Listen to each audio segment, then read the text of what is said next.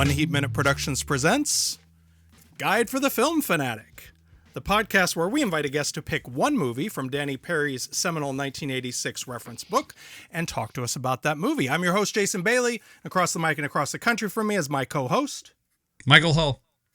Our guest today, this is a good one. This is a big one. Our guest today is a critic, director, and author whose book, The Method, How the 20th Century Learned to Act, was a National Book Critics Circle Award winner for nonfiction. It was also named one of the, if you're watching the YouTube, he held it up and we'll get back to that edition in a moment. It was also named one of the best books of 2022 by The New Yorker, Time Magazine, San Francisco Chronicle, Vox, Salon, LitHub, and Vanity Fair, amongst others. He is also the co-author with Dan Coy of The World Only Spins Forward, The Ascent of Angels in America. And his new book is The Perfect Moment, God, Sex, Art, and the Birth of America's Culture Wars. And it is out Tuesday. Please welcome Mr. Isaac Butler. Hi, Isaac. I'm doing a crawl. I love it. It's like you're doing like special effects. Yeah. Most folks just like hold it up. What I really want is a gowns by credit. Like that's, when you're watching a black and white film, there's a gowns by credit, yes, you're in good hands. So, yes, I was watching a black and white Western this morning for an assignment, and there was a gowns by credit. And I'm like, that is an elite Western right there. Okay. So for the YouTube viewers who might've been puzzled by when you held up the method, what edition are we looking at there, Isaac Butler? So I have two offices. One is in the basement of my apartment, and my wife and kid are home watching Buffy the Vampire Slayer right now and eating sushi. So I thought that wouldn't be good audio. So I also have this office in this shared artist studio space. And, so on the other side of this wall that way is two painters or whatever. So, I have my bookshelves over here and stuff like that. And Jason asked, oh, hey, do you have a copy of The Method that you can hold up? And I realized, for whatever reason, I don't have a copy of The Method in English in my office. Instead, I have the Serbian version, which I can tell you, I made a cool $1,500 off of this Serbian version. And it is attributed to Isaac Butler, I think is how I'm sure phonetically that's pronounced Isaac Butler. You know what I mean?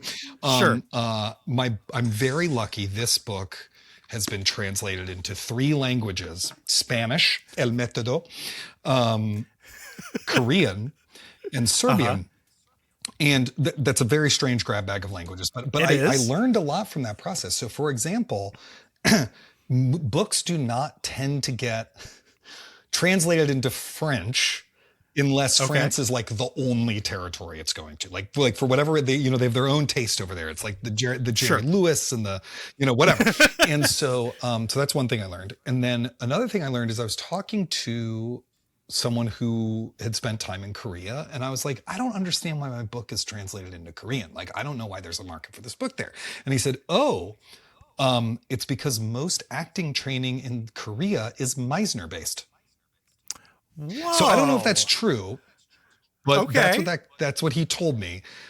So if there are any Korean listeners, perhaps actors, who know whether this is true or not, please tell Jason or Michael so that they can tell me, because I'm very curious. We're huge among Korean acting. The Korean actor community are big boosters of this show. And then Romanian, any particular Serbian. Serbian. I actually don't know why, but I'll tell you the truth. This one, I was very puzzled by it, but it led to one of the most beautiful emails that I got, which was from a Georgian theater maker and translator who was telling me about, how difficult it is to be an artist in Georgia right now with the rise of, authoritarianism in Hungary and Georgia, and that she wished she could have had a copy of my book in Georgian, but she also speaks Serbian. Right. She read it in Serbian, and it just meant an enormous amount to her. And so much of the first third of the book is really about trying to make art under the oppression of the Tsar, and then eventually under the oppression of the communists, and then the oppression of McCarthy. And so, it just meant an enormous amount to me that she had sought out the book, that it meant something to her. So that was really cool. That was really cool. That's really lovely. Well, speaking of the difficulties of making art during authoritarianism, congratulations on The Perfect Thank Moment, you. which is phenomenal.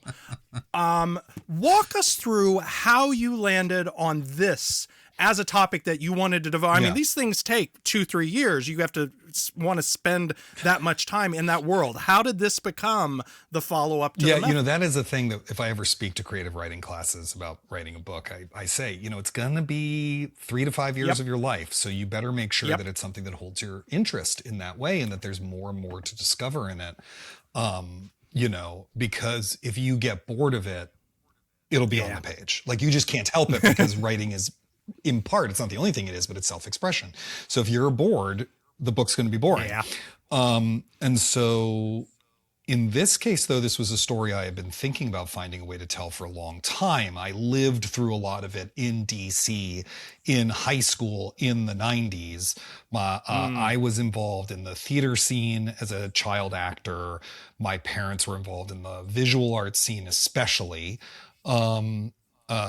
In fact, for those of you who know some of this story, there's a part in DC that involves this organization called the Washington Project for the Arts that my mom actually had joined the board of over the course of the story of this book. So, oh wow. So I had deep family connections to it, and the weird thing about the culture wars of the 80s and 90s is they're often about stuff that we would think of today as like somewhat obscure. Not all of it. I mean, some of it's about Last Temptation of Christ and Two Live Crew and stuff, but a lot of it is about like this one performance artist in Minneapolis got a $150 of government money and to do a show that the religious right objected to, right? So we think like that's such a small thing, but it was like front page news, and some of this stuff was literally front page news while the Berlin Wall's coming down. Tiananmen Square is happening above the fold, and then below the fold, it's some culture war thing. And so this was a really huge story. It totally redefined the position of the religious right in American politics completely. It probably cost George H.W. Bush re-election in 92. I don't say that in the book because I that might be a grandiose claim, but it's one of the things that cost him that election. Sure. It was a very, very important part of the story of gay rights and of the AIDS crisis and of art in America and all these other things. And I'm 47 years old. I talk to people who are 40, so other middle-aged people, and I say the phrase, the NEA 4, and they have no idea who I'm talking about, right? Or I say, Karen Finley, who was the most famous performance artist in America for like a decade. They have no idea who I'm talking about. And so when I have a bunch of conversations about something that I think is really important, not only to me, but to cultural history, and people a little younger than me have no idea what I'm talking about, that tends to be when I'm like, there's a book in there. And then, so that's one thing. The other thing is that, of course, we were seeing and have continued to see a lot of these dynamics of trying to censor artists, silence artists, determine what speech is allowable and what is not, what art can and cannot address and how it should be addressing it. Obviously, we have lived through a great rising tide of that again. And so the book, I wanted to look at the origins of that and to look at that through a kind of distant mirror, to use the Barbara Tuchman title, without having to directly comment on what was going on today. Right. Yeah. So, okay. So then the flip question, I guess, to the sort of the idea of the thing you want to sustain interest in for this longer period, et cetera. Like I said, I love this book. I occasionally had trouble reading it because I kept getting so fucking mad at everybody in it. That was as a reader. So how do you navigate the kind of anger and irritation that, I would imagine comes from, say, spending a lot of time reading Donald Wildman press releases and that sort of thing? Like, how do you take care of yourself when you're writing about a topic like that? That is such a good question, and one that I think about a lot. And again, when I talk to writing students, I talk about like how you need to take care of yourself, It's very helpful that I have a now 11-year-old daughter. and a wife and 2 dogs. And, like I have like Yeah. life responsibilities that don't go away. And so Sure. that I think has been really important to keeping me grounded. I have a mindfulness coach, I try to work out a bunch, to get the oxytocin or what, I don't know, to try to get that stuff flowing. But I will tell you, I was halfway through writing the book when Donald Trump was reelected, and the book suddenly became much more relevant. Like it was relevant before, but it became much more relevant. People would be like, "Oh my God, this must be great. Your sales are going to be this, or people are going to pay attention to it or that." And at first, I was like, "Yeah, maybe so." And then I was writing. I forget which chapter it was. I mean, it's early in part 2 probably, and I was like, actually, it sucks. And the reason why is because when I was writing the method, the third part of the method was written during the first 6 months of the pandemic, the third part. Sure. And so, Sure. you know,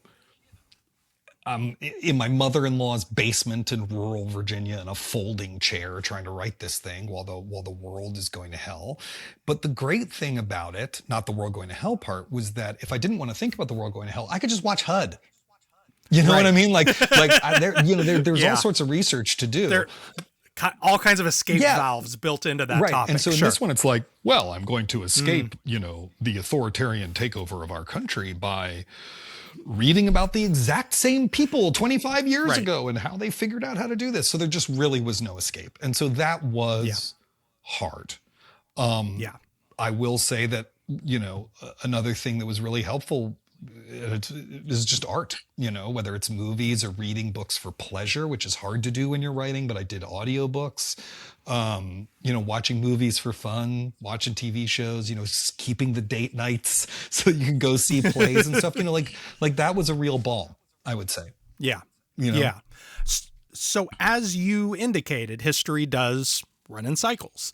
And it's striking that per your analysis, the culture wars of the 90s began with school book disputes and what kids are going to learn. And, that's a big flashpoint again, the boogeymen of, critical race theory and DEI and white Christian nationalism and politicians and activists who don't want white kids learning about things that'll make them feel bad. I'm rambling.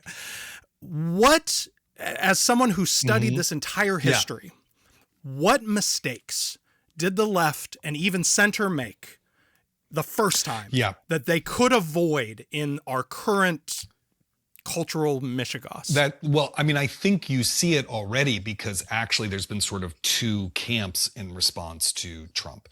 And so one of them was much more dominant during the last culture wars and were completely in the wrong, who are the people who are seeking some kind of compromise, some kind of appearance of reasonability.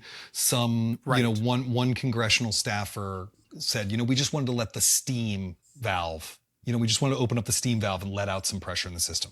That never works. What that does instead is signal to your opponents that you can be pressured into caving. It is not actually a compromise if the other side doesn't, disarm. Move. Right. And that's the big mistake of the Obama years as well, right? Like it is actually taken until the second Trump term for some people to begin to learn that. So you see that with the universities that sued Trump, that said, no, we're not doing this. This is coercive. They're doing fine, right? The law firms that said go fuck yourself and sued Trump and everything like that, they're doing fine. The ones that the Trump administration have continued to come after are actually the ones who gave them anything.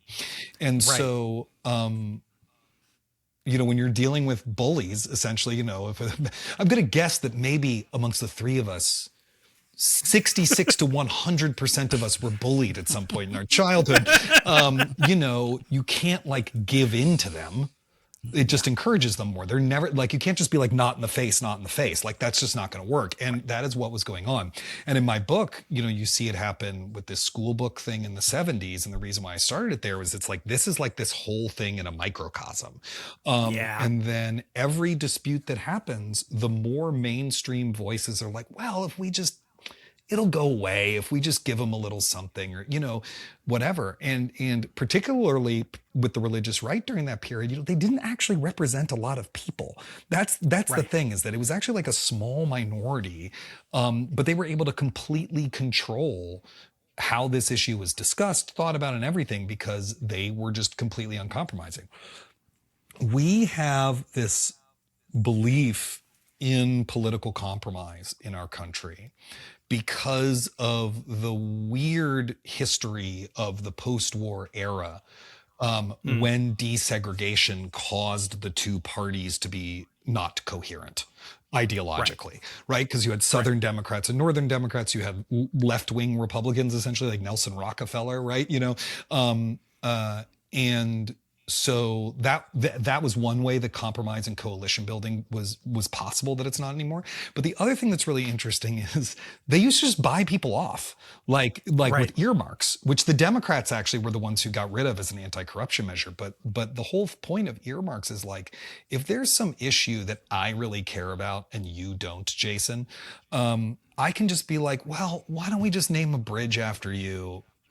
And then you can just stop holding this up in committee. And you're like, yeah, great. I'd love to have a bridge named after me. And we move on. There's actually multiple instances in the history of the NEA where that actually worked. One of them was something about grazing rights, basically, for backing off the NEA. And Jesse Helms dubbed it corn for porn, which game recognized game on that one. Credit where due. Exactly. Yeah.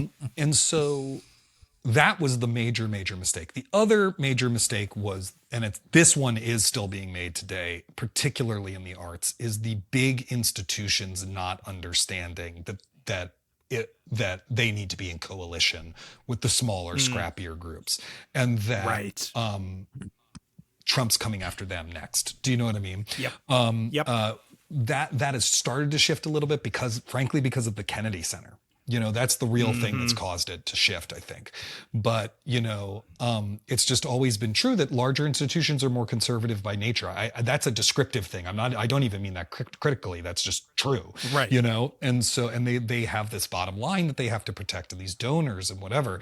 And it's very hard often to get them to understand that they are threatened as well.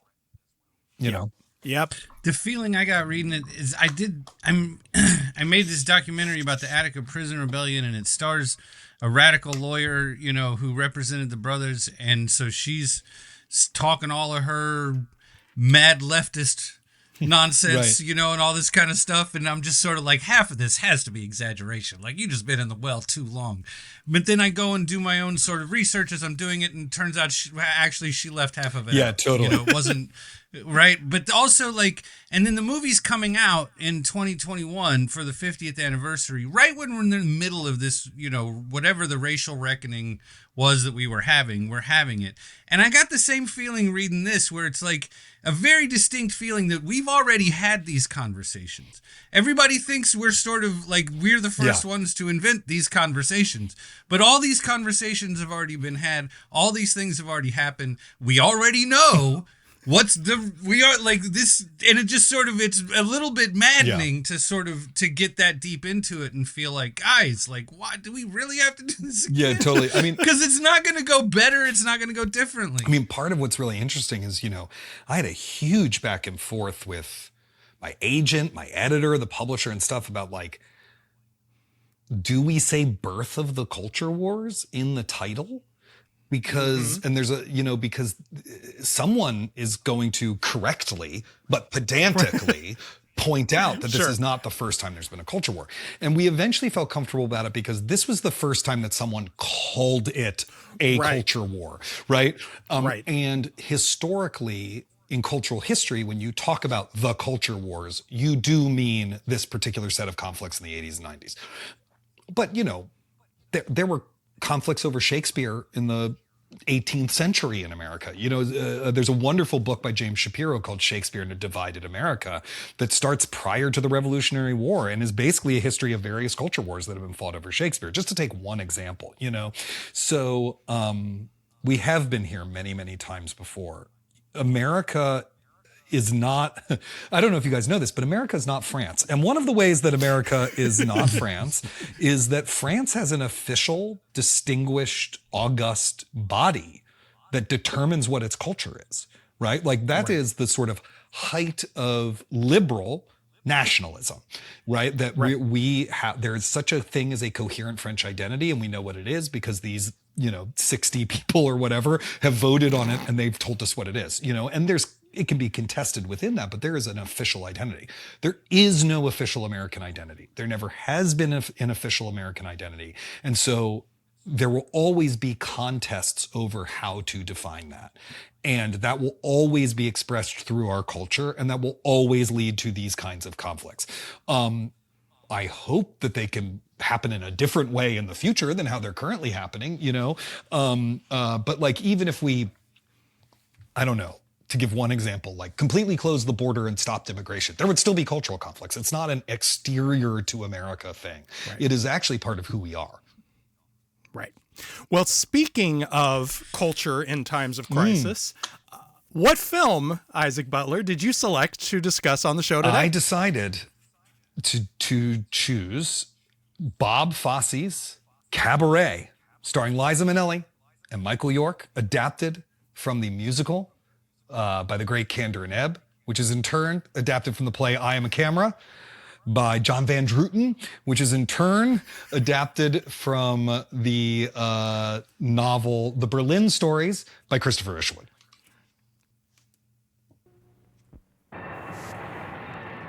This was Germany in the early 30s.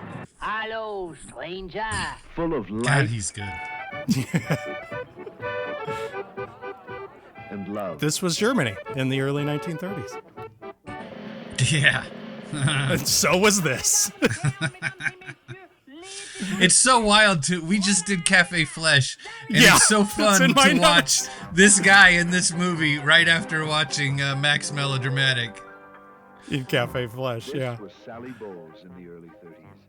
I dash all day and I work late at the cabaret. Full of life So you're telling me this was written before she was who she was? and love. Correct. Because Correct. A special girl.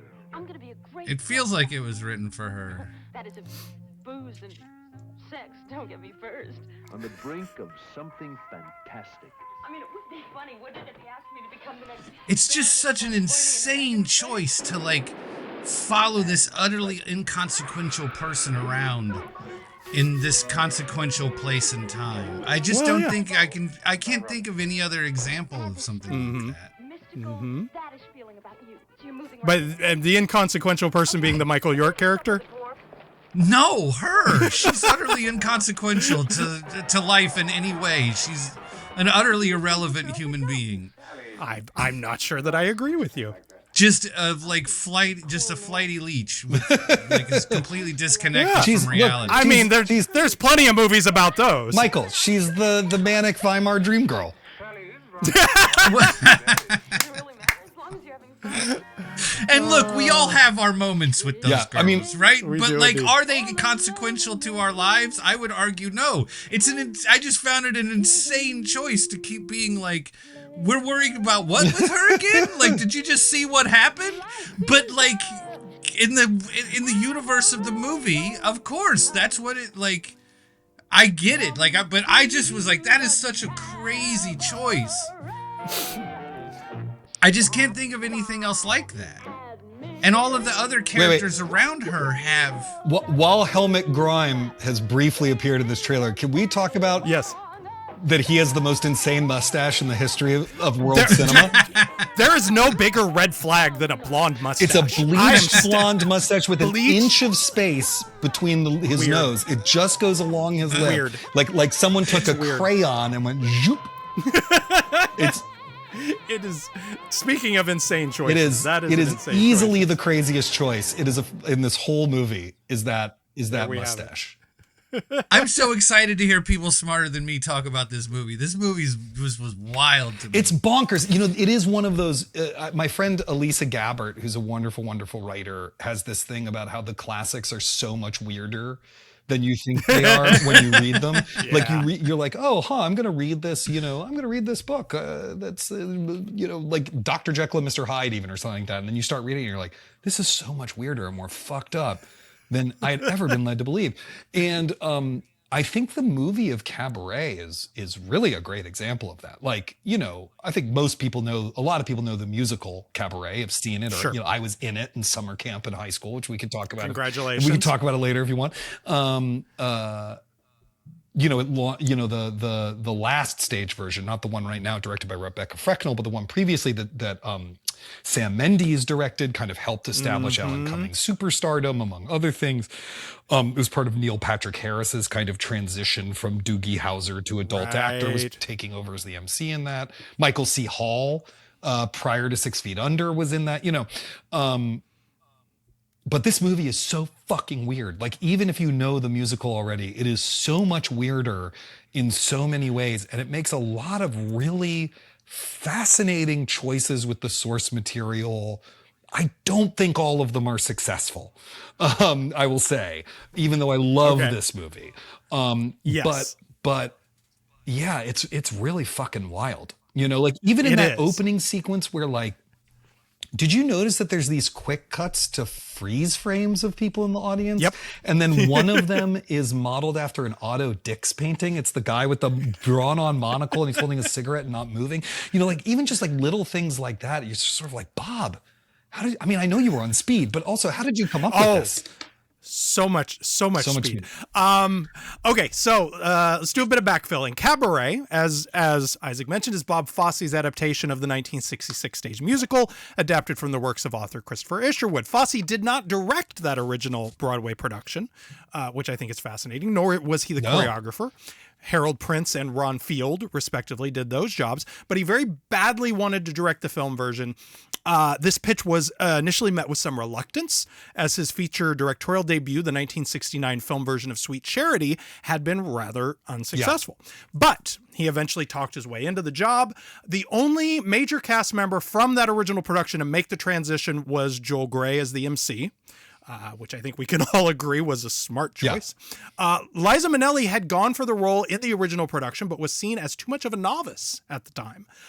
In the intervening years, she established herself as a real talent, had been nominated for an Oscar for her dramatic turn in The Sterile Cuckoo, so she was in. As we said, Michael York, Helmut Grime, and Marissa Berenson rounded out the cast. All right, Mike, what does Danny Perry say about Cabaret in Guide for the Film Fanatic? Bob Fosse's stylish political musical looks better all the time. Adapted by J. Preston Allen and Hugh Wheeler from John Van Druten's play I Am a Camera, which had been based on Christopher Isherwood's autobiographical Goodbye to Berlin stories, and the Broadway musical. Film is set in Berlin in 1931, when the Nazis are evolving from laughingstocks to a prominent force. Liza Minnelli, who deservedly won a Best Actress Oscar for her first singing role, is American Sally Bowles, an extremely chatty cabaret singer who's more than willing to sleep with anyone who can help her become a movie star. She becomes best friends with Englishman Michael York, a tutor who moves into her rooming house. Eventually, they become lovers. Also important in their lives is wealthy Helmut Grime, who is sexually attracted to both of them, and two of York's pupils, gigolo Fritz Wepper and rich Jewish Marissa Berenson, who fall in love. Interestingly, while Wepper and Berenson realize that it will be hard for Jews in Germany in the future, no one pays proper attention to the signs, i.e. increasing violence against socialists and Jews. No one fully comprehends what it will mean when the Nazis take over. What the film shows us is that decadence of the type that distinguishes Berlin in 1931, as seen in the cabaret acts, as seen in Sally's experiences, has a seductive power. That violence is a natural outgrowth of perversion. That Nazism was nurtured by moral decay. Film went back to old-style musicals in that all the songs, Fred Ibb and John Kander won an Oscar, are performed on the Cabaret stage, except Tomorrow Belongs to Me, which is eerily sung in an open-air cafe by young Nazis and exuberant Germans who join in. That's a scary fucking scene. That's a scary scene. And I screenshotted, there's one guy in the middle of it who's just like, just like a grumpy old guy who's trying to drink his beer. This is Germany, He was- 1931. Yeah. He was the not happy. That scene German. is like whenever you're out somewhere and people start singing "God Bless the USA" by Lee Greenwood. Sorry, go ahead. Songs, Cabaret, Money, Two Ladies, etc. are unforgettably performed by Minnelli and Cabaret MC Joel Grey, who won a Best Supporting Actor Oscar, and a group of gyrating chorus girls. These stunningly choreographed numbers are photographed by Jeffrey Unsworth, who won an Oscar, in a stylized manner that emphasizes the performer's sexuality and lewdness. Whoever would have choreographed these numbers at the Cabaret back in 1931 would have approved of how Unsworth and Fosse, who won a Best Director Oscar, chose to film them. Film's only failing is that some of the comedy bits don't work. I Am a Camera was filmed in 1955. Okay, so Isaac, why this out of all the 1,600 plus titles on that list I sent you? Why this particular picture? Why did you want to spend an hour talking to us about Well, I this? was going to do Beyond the Green Door because I'd never seen it. No, I'm kidding. But I was fascinated that it was in there. Dude, like I said, we just did an X-rated Really? movie like 2 got it, weeks got it. ago. We did Cafe Flesh, so yes. No, so part of it is I love Weimar shit. Weimar era shit. I just love it. I teach Tony Kushner's Weimar-set play Bright Room Called Day pretty frequently.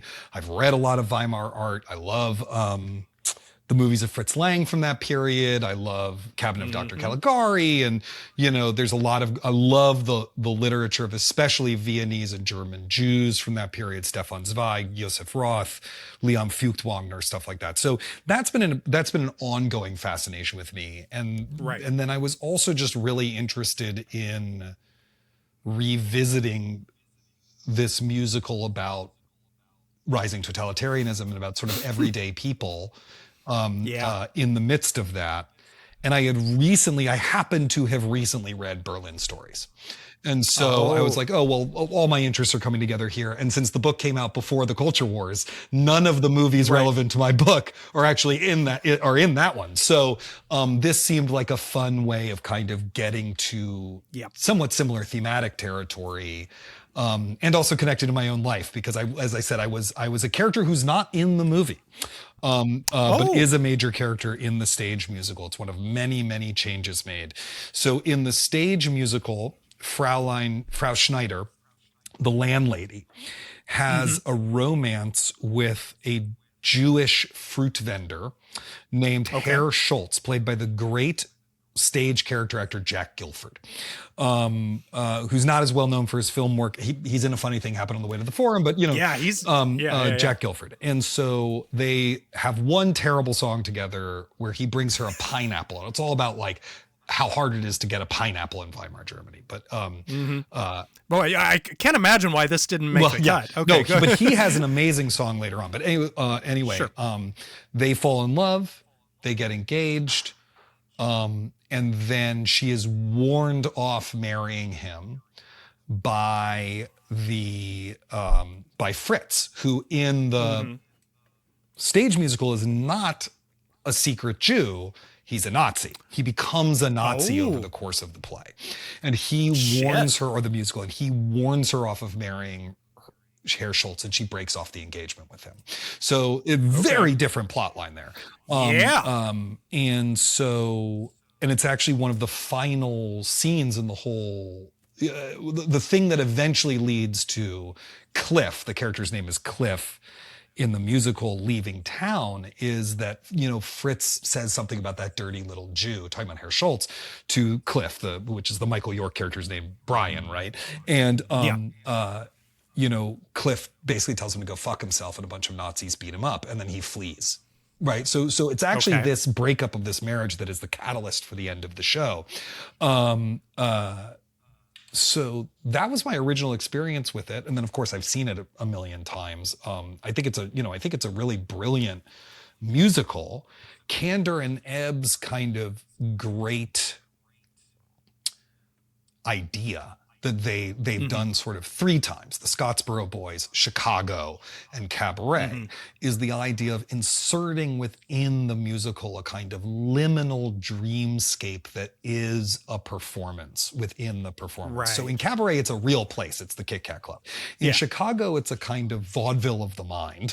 And in Scottsboro Boys, which is about the Scottsboro trial, it is a minstrel show. The show is framed as a minstrel show. So there's this kind of meta theatrical thing that they do better than anyone else in musicals, that allows the unconscious out, but in a way that I think for a modern or postmodern sensibility is a little easier to swallow than someone just randomly bursting into song. Absolutely. Even though I love musicals where people randomly burst into song. Totally. But I think they created this kind of framework. I think in some ways, that framework is actually most successful in the stage version of Chicago. That is a somewhat blasphemous thing to say. In Cabaret, what's interesting is that there's diegetic songs in the cabaret that comment on the action of the story. And then there are non-diegetic songs that the characters sing. And Fosse, which I actually think is the one in deciding to make it a movie. I wouldn't want that for the stage version, but I actually think it's the smartest decision they made in the adaptation, is to confine the songs that comment on the action purely to the Kit Kat Club. The problem is they change so much of the story that sometimes I think the connections between those two get a little confused and lost. I could see that. I want to talk to you a little bit as someone who has directed for the stage, which we've not had a lot of guests who have that on their CV. What was really striking to me on this watch was this is only Fosse's second film, as we discussed. And the first one, as we mentioned, is Sweet Charity, which I think is okay. It's an okay movie. It is a pretty conventional film musical in terms of sort of how things are staged for the camera, how it's shot, how it's cut.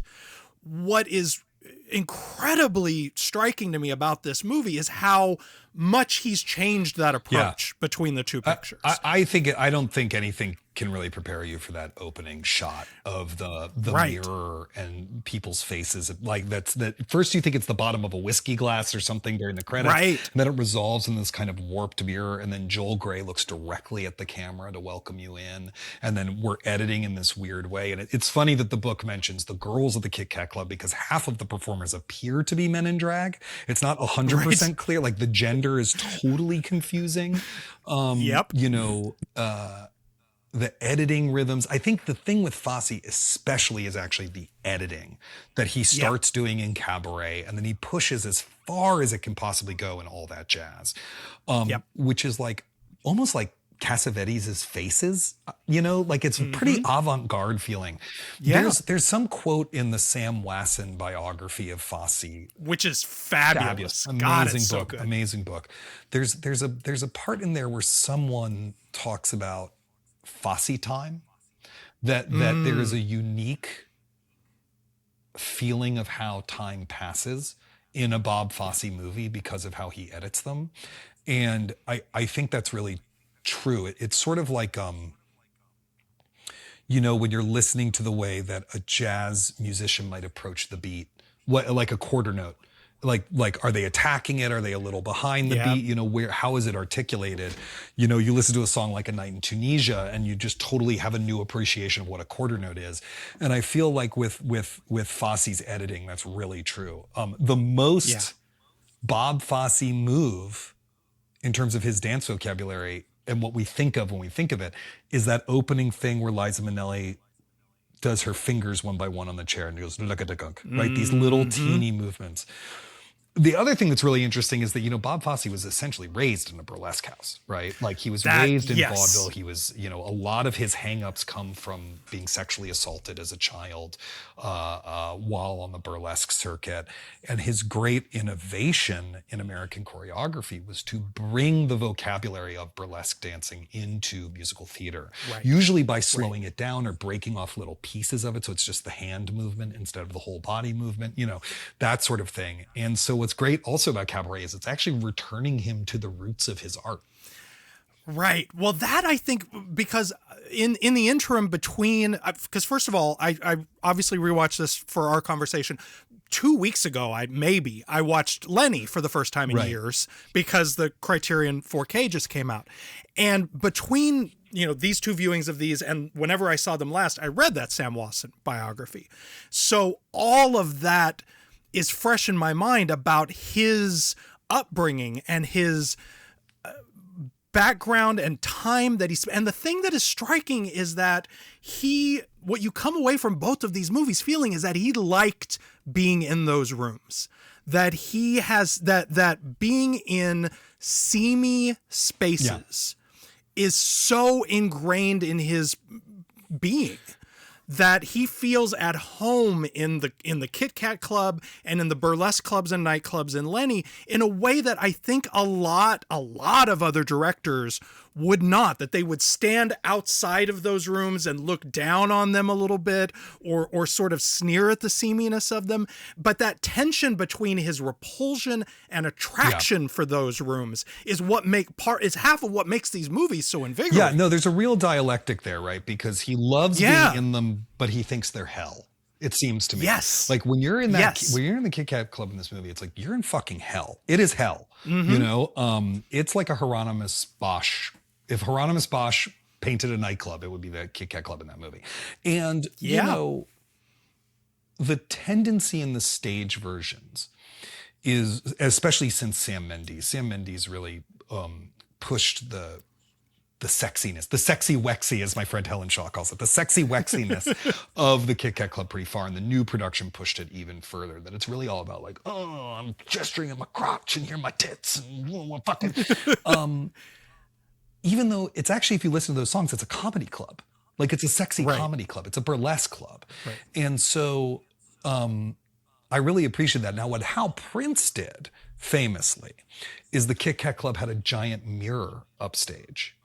There was essentially like a mirror that ran the length of the bar was the idea. But the whole point of it was that the audience could see themselves in them. Like the audience was reflected in the mirror. Yeah. Right? So like Hal Prince saw it as an indictment to some extent from the audience that, well, you're here on Broadway watching this show the way the people in Weimar were watching the Kit Kat Club. Mm-hmm. I think that there's a way in which if you push the horniness of the Kit Kat Club too far, it does end up kind of condescending to it. Do you know what I mean? That there's a way in which Fosse's version of it, it's like you have to understand why someone would go there. And why they would want to be there and why it would be, to the point that Mike was making earlier, which I think maybe they didn't do a good enough job of for Mike, but like why people would find Sally Bowles so compelling in this world that she's in, this demi-monde that she's in, so compelling. Yeah. There was one line in the Perry capsule that leapt out at me.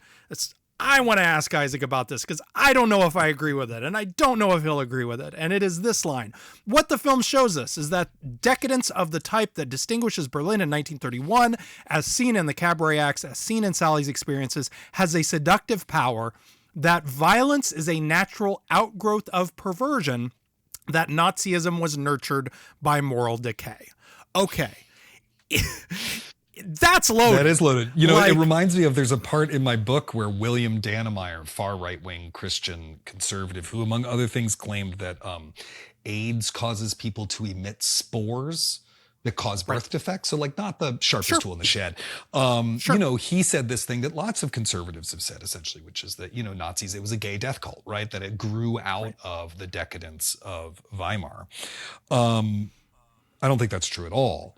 It's a right-wing response to it. It grew out of it in the sense that one came before and then the other came out. Like narratively, it grew out of it, but I don't think sociologically it did. It's hard to read, Peter Gay's book on Weimar or Rise and Fall of the Third Reich and come with the feeling that like Weimar decadence, I'm putting that in heavy quotes for those of you who aren't watching this on YouTube, led to the rise of Hitler. The point.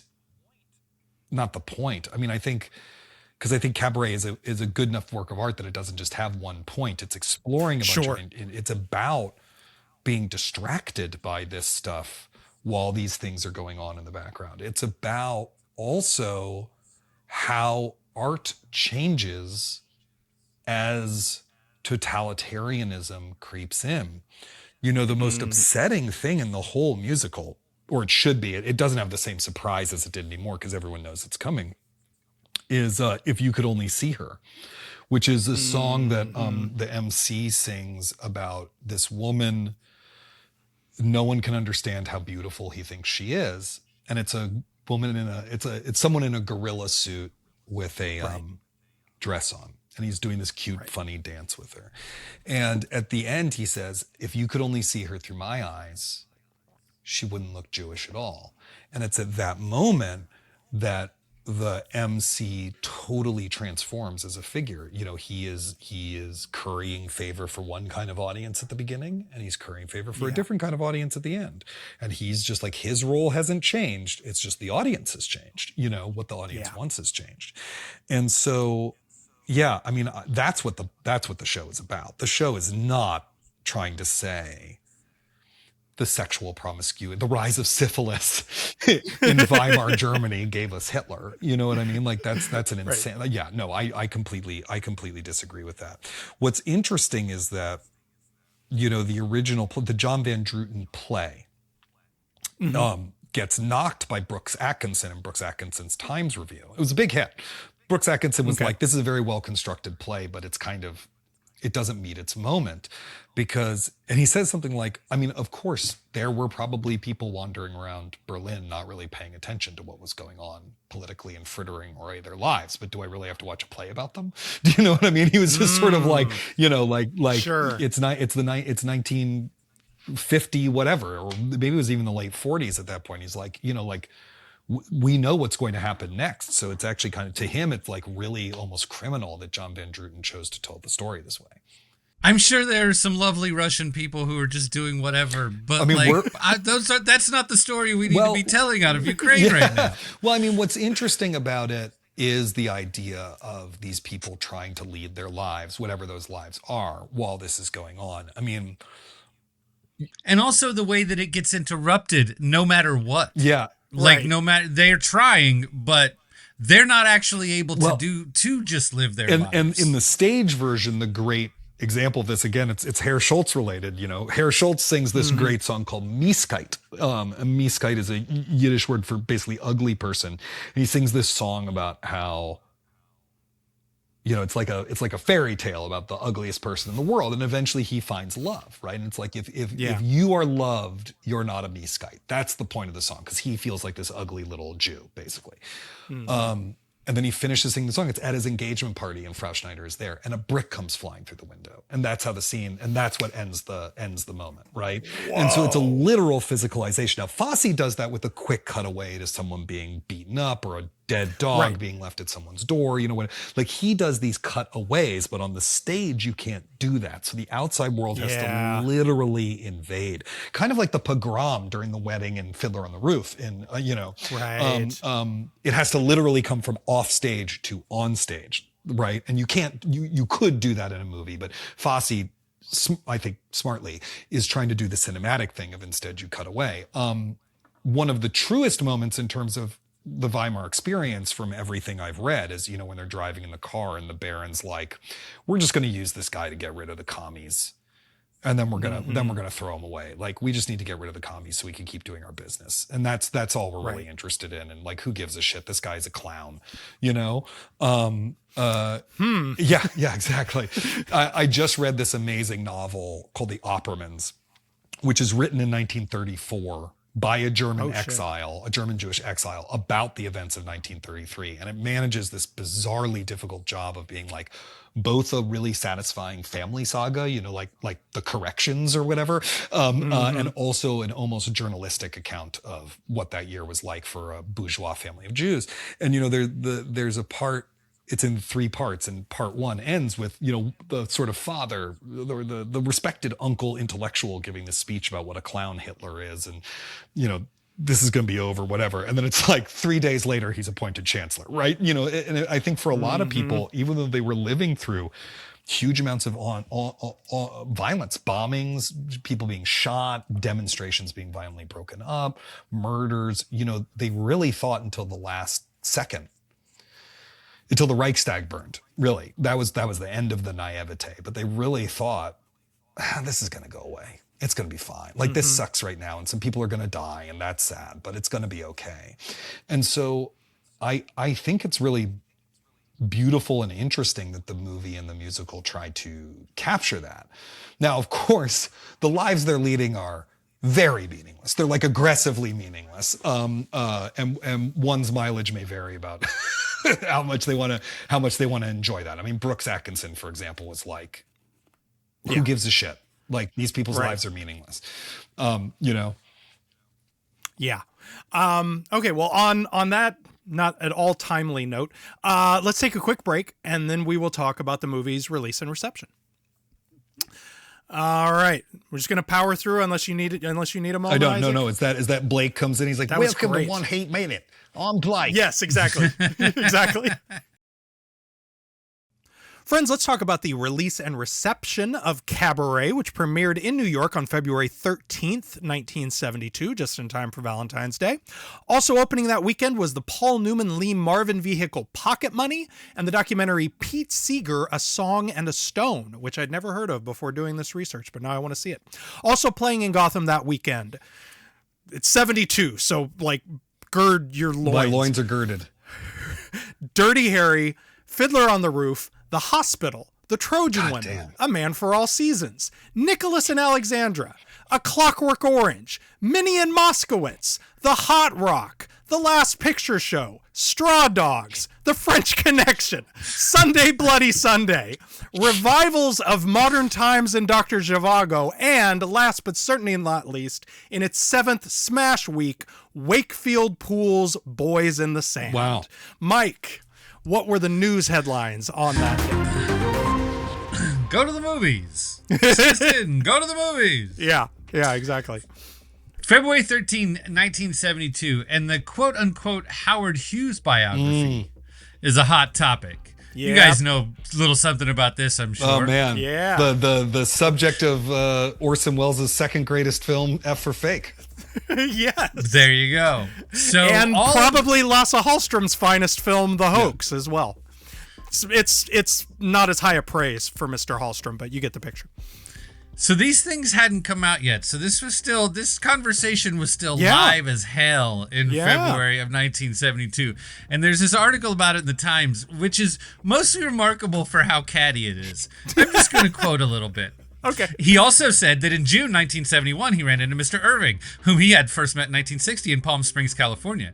He asked Mr. Irving at the time if he'd be interested in writing a book about Mr. Hughes. Mr. Meyer said. Mr. Irving replied that he could not possibly take the job, Mr. Meyer said. I mean, it's just all of this like, blah, he said, and Jack Shepard, a former managing editor of Look, said that he did not remember Mr. Phelan, but that manuscripts. This is in the New York Times. There's like 500 words of this. I just was reading it like, this sounds like a Facebook back and forth. This is ridiculous.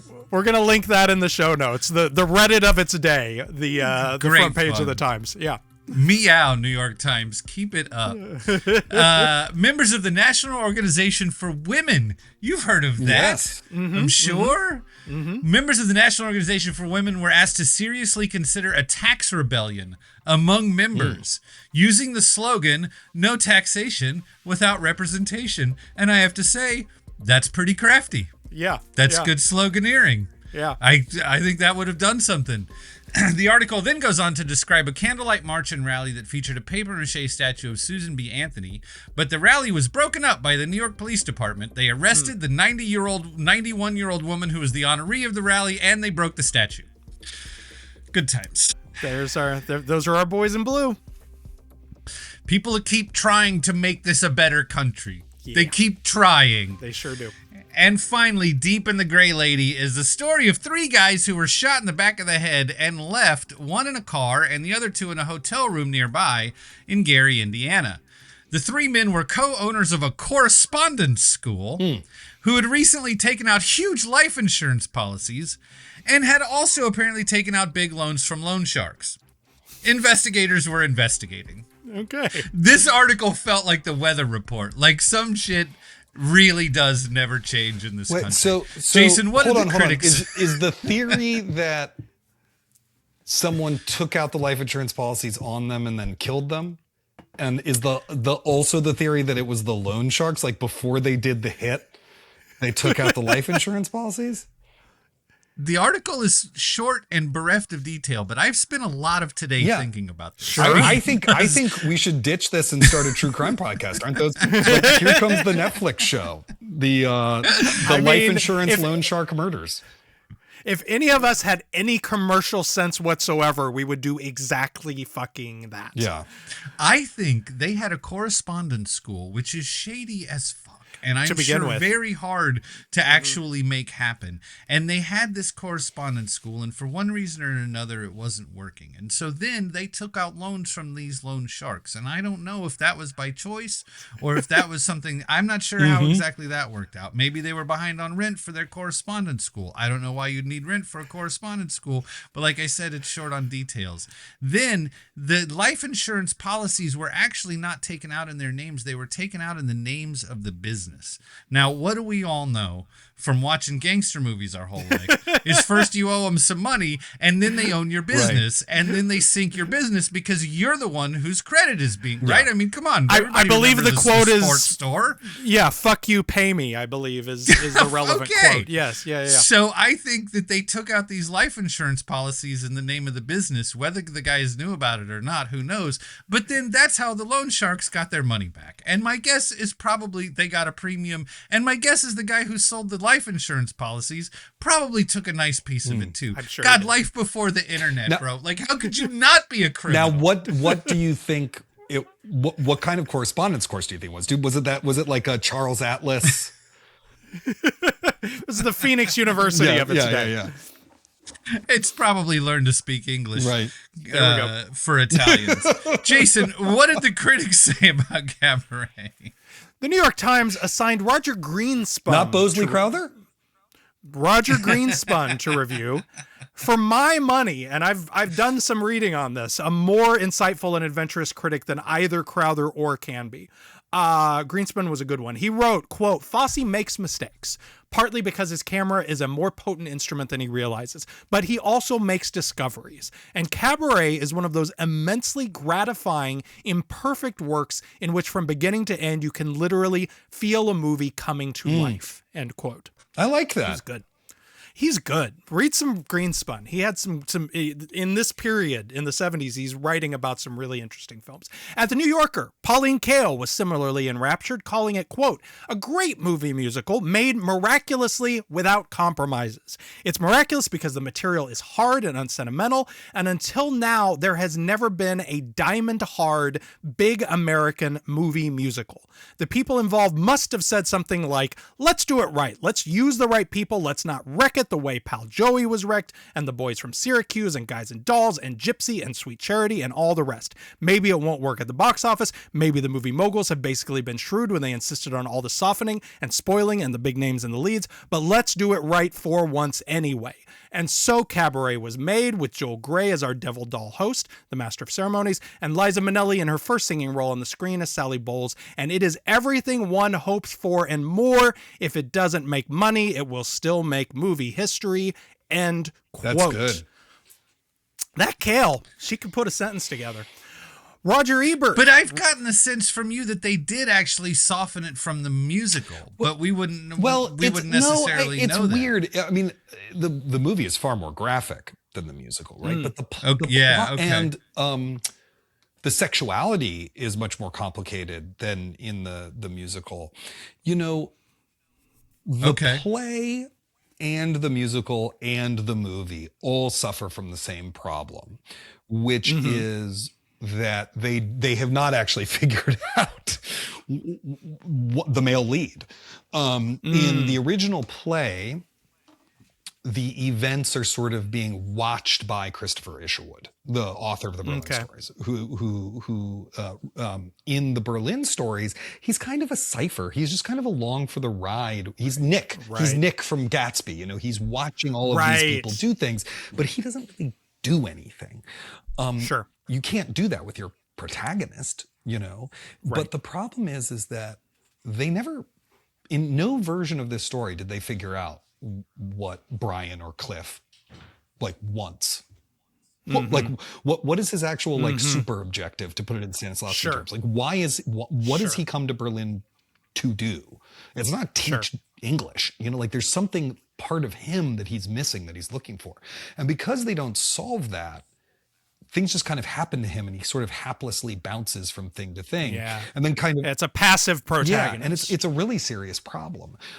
It's a serious problem that is really brilliantly masked by the character of Sally Bowles and by the like unbelievable performance of Liza Minnelli. I mean, as someone who like, it's been a while since I've seen this movie, and I've seen a lot of like late period Liza Minnelli before. Like, you know, I'm sort of used to her as a kind of like drugged out joke. Do you know what I mean? Right. And she's so fucking amazing and compelling in this movie.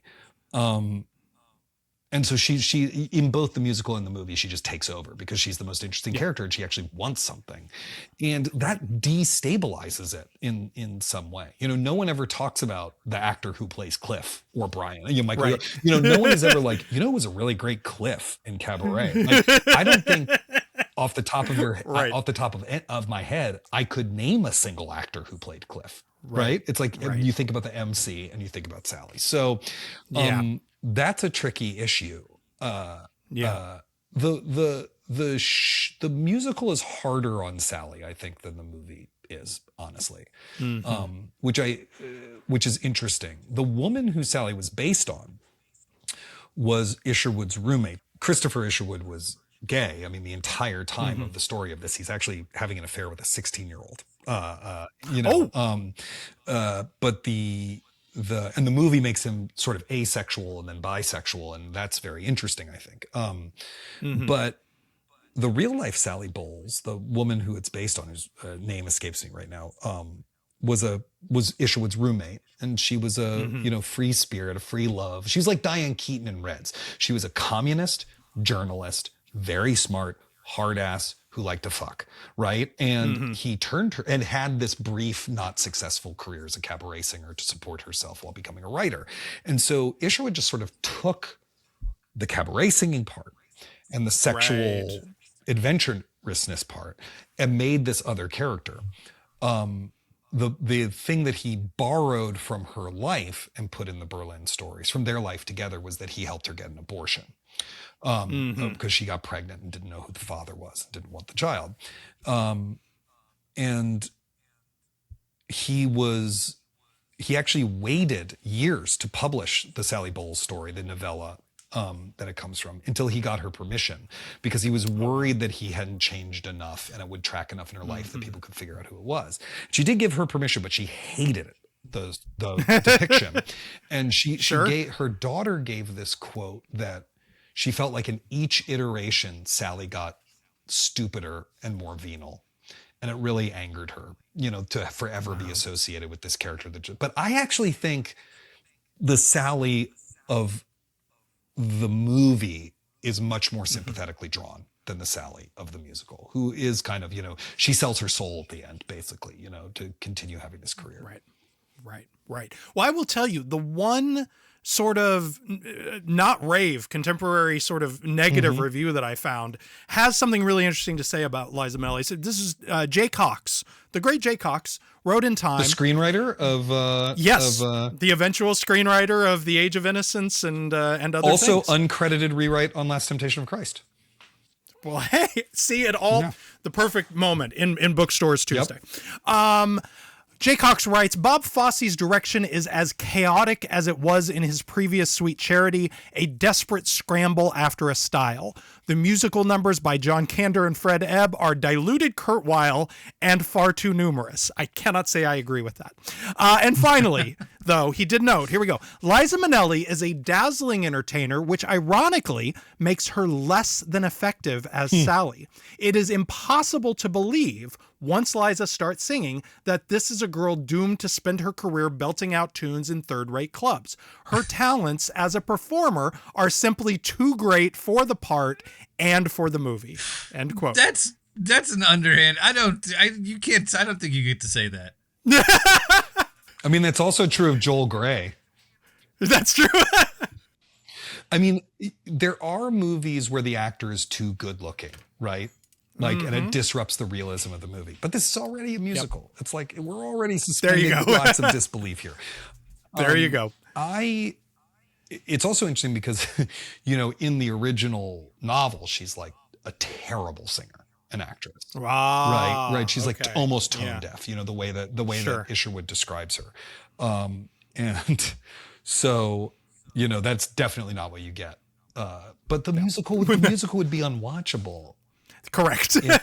We got to make certain compromises here. And I think if Sally's untalented, there's no human level tragedy, right? Yeah. Like the human level tragedy is that she's not going to make it career wise.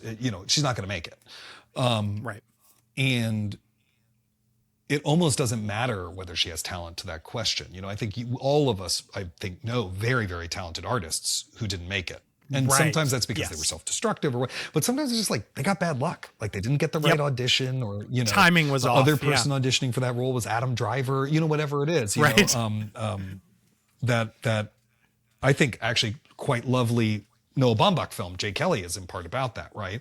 About like the people who should have made it and didn't. So I think that's, if you go to a cabaret, there's so many talented people out there in the world. Genuinely, if you go to a cabaret right now, you're going to see some singer that you're like, why isn't that the most famous person on earth? That's fair. All right. How did it do in terms of box office and awards, Mike? Cabaret broke house records at the Ziegfeld in New York, where it played exclusively starting on Valentine's Day, before rolling out to the rest of the country. It would ultimately come in 7th for the year, behind Deep Throat and Jeremiah Johnson, but ahead of The Getaway.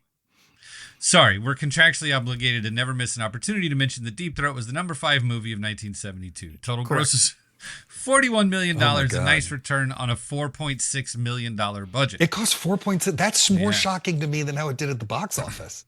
Oh, sorry. We're now back to talking about Cabaret. Okay. Sorry. Yes. Sorry. Deep Throat cost... No, Deep Throat costs way less than that. Sorry.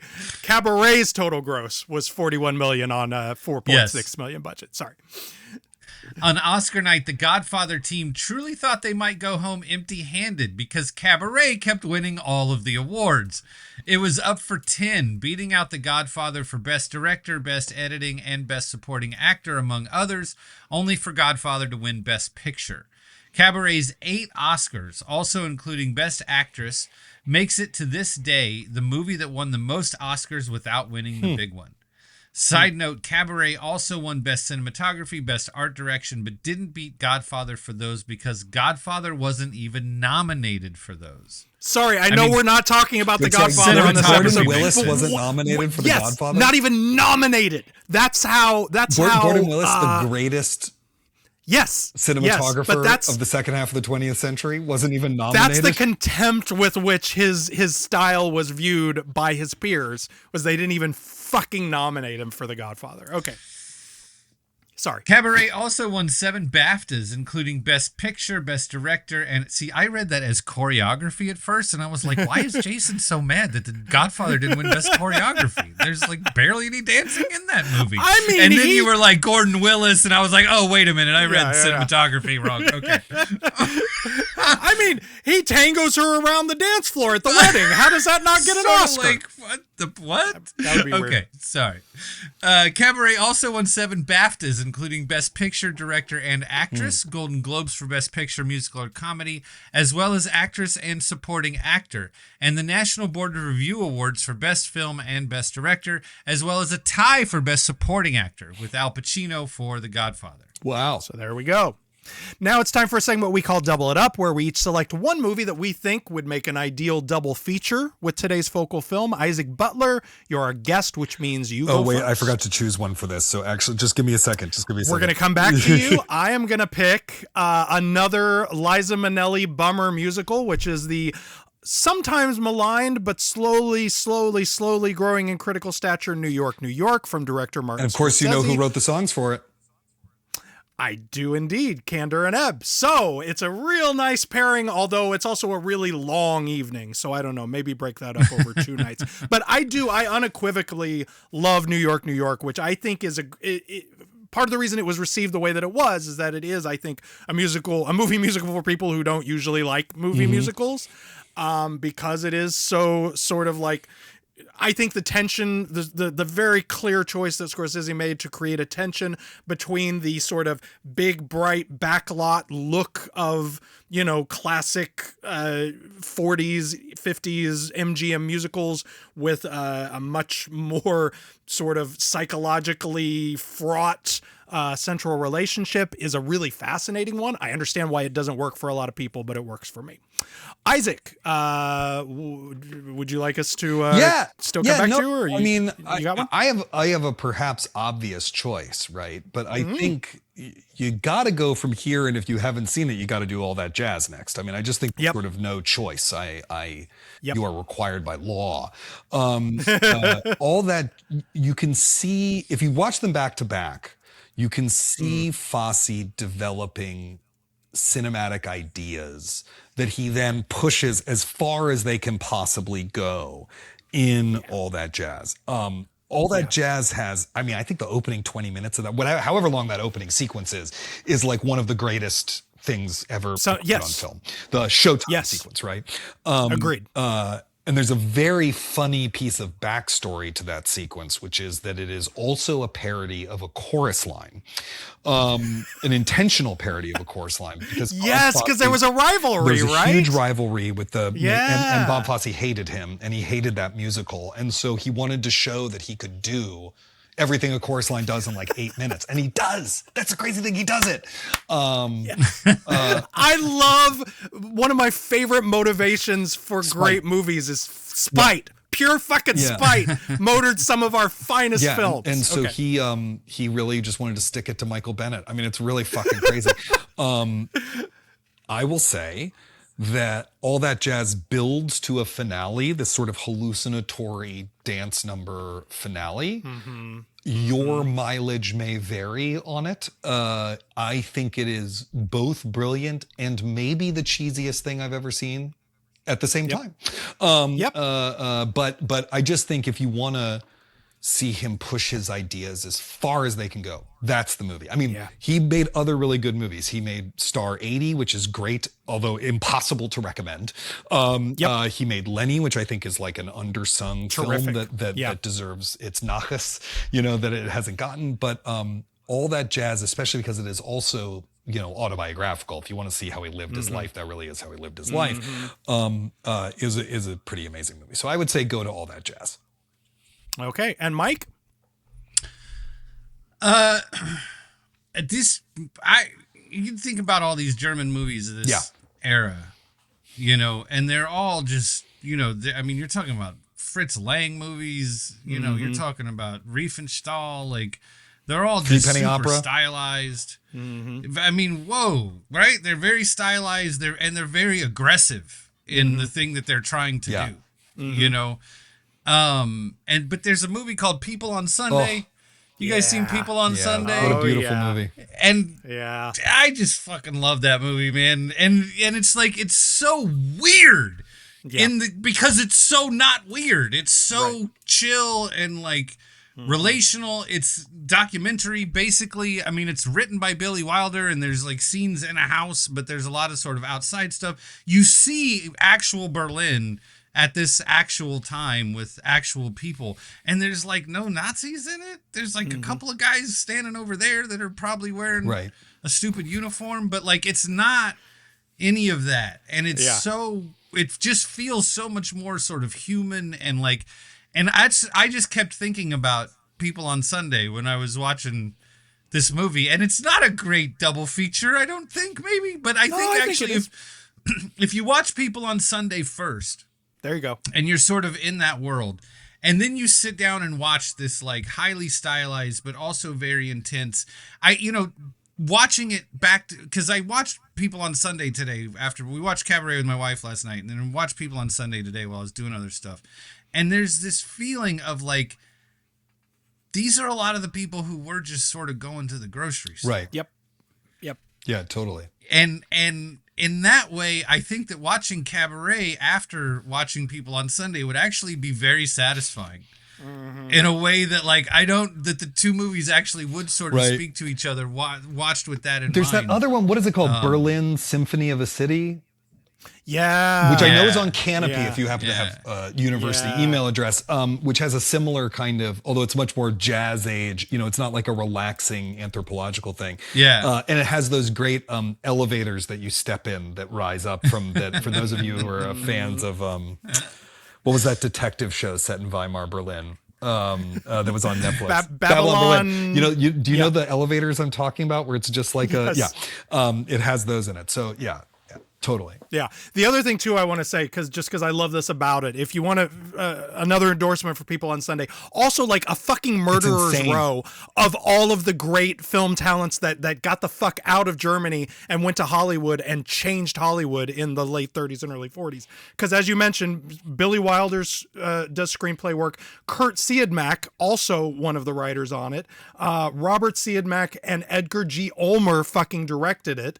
And Fred Zinnemann is a cinematography assistant on it too. It's just like it's just like if Lucas and Spielberg and Coppola and Milius had all made a movie together in like 1970 or something like that. So there we go.